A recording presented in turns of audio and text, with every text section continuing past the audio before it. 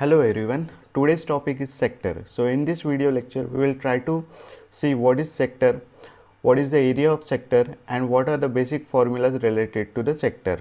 In Mumbai University question paper there is always one question on finding the centroid.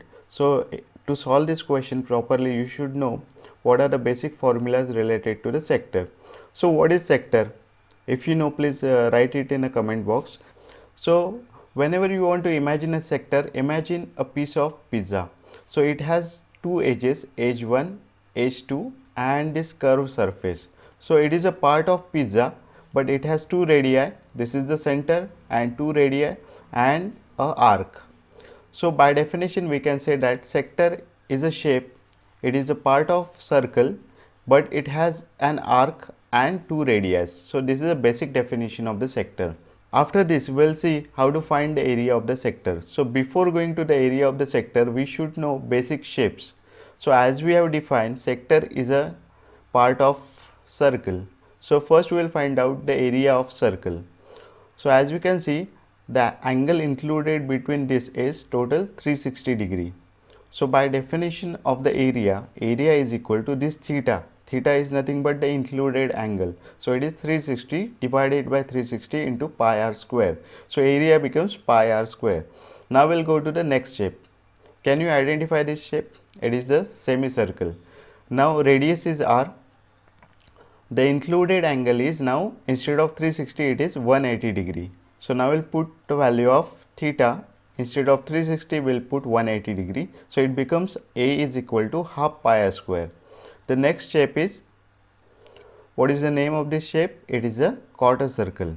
It has a radius r and the included angle now is 90 degree instead of 180. So it should be 90 divided by 360. So it becomes pi r square. Area is equal to half pi r square. Then our interested area is sector. Now sector has two edges. So these are the radius r and this is also radius r. The included angle between these two edges is 2 alpha. If I bisect this angle, then it divided into two equal parts, so alpha and alpha. So we'll put the value of theta here. So it becomes area is equal to 2 alpha divided by 360 into pi r square. 360 divided by 2 becomes 180. So area becomes alpha divided by 180 into pi r square. So in this way logically you can remember how to find the area of circle, semicircle, quarter circle and a sector. So no need to remember any other complex formula. As the engineering mechanics is very complex, so you should remember minimum formulas and logically you should able to find out rest of the formulas to solve this paper effectively.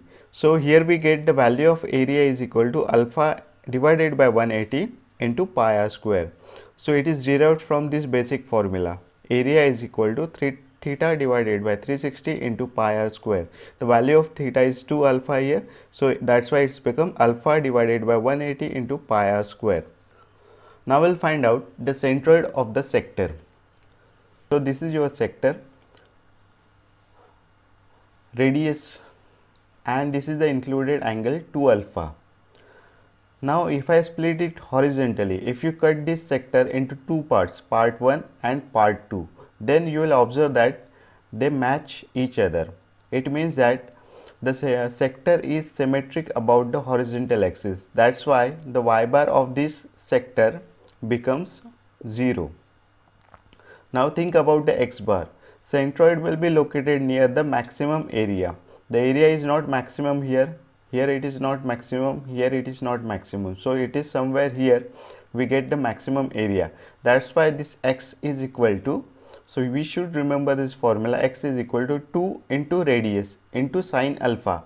Remember this is the half of this angle, not the total angle. So sine alpha is included angle divided by 2 divided by 3 into alpha. Now this angle, half angle, into pi divided by 180. This pi by 180 is there to convert this alpha into radian, but you can remember as it is. Now we'll see the second case. In the second case we have got this vertical position of the sector.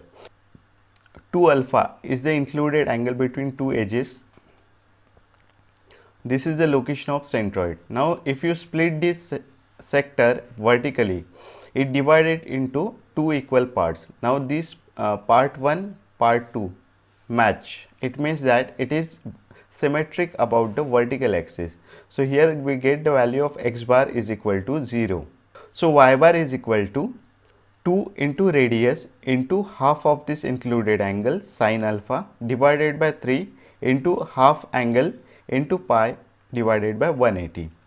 Clear? So in this way we can find out the centroid for the various locations of the sector. So in this lecture we have seen how to find the area of the sector, what are the x bar and y bar for possible positions of the centroid. I hope you like this video. Thank you very much.